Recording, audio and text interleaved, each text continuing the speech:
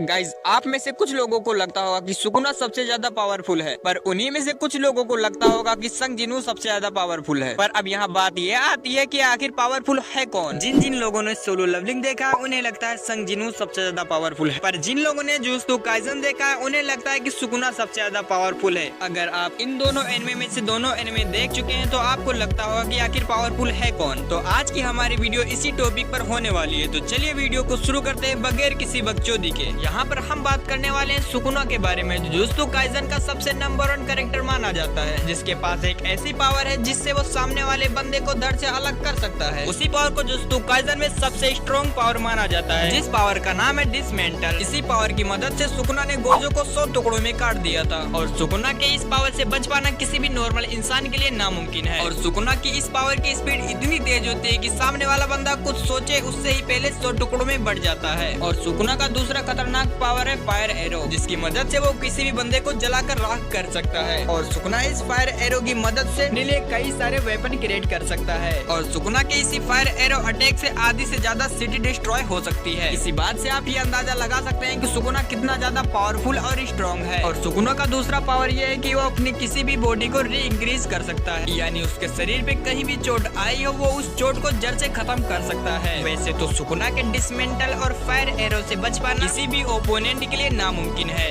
लेकिन गलती से अगर कोई इन दोनों अटैक से बच निकलता है, सुकुना अपने उस अपोनेंट को हराने के लिए सुकुना अपना one of the most dangerous, जिसका नाम है डोमिन इन्फेक्शन। सुकुना का ये डोमिन इन्फेक्शन बाकी के दूसरे कैरेक्टर के डोमिन इन्फेक्शन से बहुत ही ज्यादा अलग है। और एक बार सुकुना के इस डोमिन इन्फेक्शन बनने के बाद उस 200 मीटर की एरिया में सिर्फ सुकुना के रूल चलते हैं। और सुकुना अपने डोमिन इन्फेक्शन में जिस भी अपोनेंट को क्रिएट करता है, सुकुना उसके ऊपर अपने थंब और हाथ से वार करता है, और इस वार से बच पाना किसी भी ओपोनेंट के लिए नामुमकिन है। वहीं हम बात करें संग जिन्हू की, तो उसके पास भी कुछ ऐसी पावर है जिसकी मदद से वो एस रैंक का हंटर होते हुए भी वो सबसे ज्यादा ट्रेंडिंग में है। और संग जिन्हू इतना ज्यादा पावरफुल है कि उसके आगे दुनिया का कोई भी हंटर टिक नहीं पाता, न आने वाले टाइम में टिक पाएगा। ऐसा सिर्फ मुझको ही नहीं सबको लगता है। और सिर्फ अपने स्ट्रेंथ के दम पर जिन्हू ने थॉमस हंटर को भी हरा कर रखा है। वही थॉमस हंटर जो 5 हाई लेवल के हंटर में से एक हंटर है। और इसके अलावा जिन्हू के पंच में इतनी ज्यादा ताकत है कि जिन्हू ने अपने उसी पंच से स्टैचू ऑफ गॉड को डैमेज कर दिया था। वहीं हम बात करें जिन्हू की स्पीड की, तो उसकी स्पीड इतनी ज्यादा है कि आज तक इनमें कैरेक्टर में कोई भी उसकी स्पीड को मैच नहीं कर सकता। जिन्हू की स्पीड एक्चुअल में कितनी ज्यादा है ये कोई नहीं जानता, लेकिन हाँ, जिन्हू के बारे में ये भी बोला जाता है कि वो अपनी स्पीड की मदद पलक झपकने से पहले ही मूव कर सकता है। जिन्हू की एक खास बात ये भी है, जिन्हू सुकुना की तरह अपने आप में भी हील हो सकता है। लेकिन इसके अलावा अगर हम बात करें जिन्हू की सबसे बड़ी ताकत, जिसका नाम है शैडो मोनार्क, और इसी ताकत की वजह से संग जिन्हू की ना तो एज बढ़ेगी और ना ही इसे कमजोर किया जा सकता है, ना जिन्हू को नुकसान पहुंचाया जा सकता है, और तो और ना ही जिन्हू को जान से मारा जा सकता है। और अगर गलती से जिन्हू मर भी गया तो वो बस कुछ ही सेकंड के अंदर अपने आप को फिर से जिंदा कर सकता है। और इसीलिए दोस्तों हम ये कह सकते हैं संग जिन्हू लिटरली इमोर्टल है, यानी कि मरना जिन्हू को तो लिखा ही नहीं है। और तो और जिन्हू की इसके अलावा कई सारे पावर हैं, जैसे कि वो गेट क्रिएशन करके किसी भी यूनिवर्स में एंटर कर सकता है, और जिन्हू हर एक मॉन्स्टर की भाषा बोल सकता है। और इसके अलावा जिन्हू के पास शैडो एक्सट्रैक्शन की भी पावर है, और इस पावर की मदद से जिन्हू अपने किसी भी ओपोनेंट को अपने आर्मी में शामिल कर सकता है।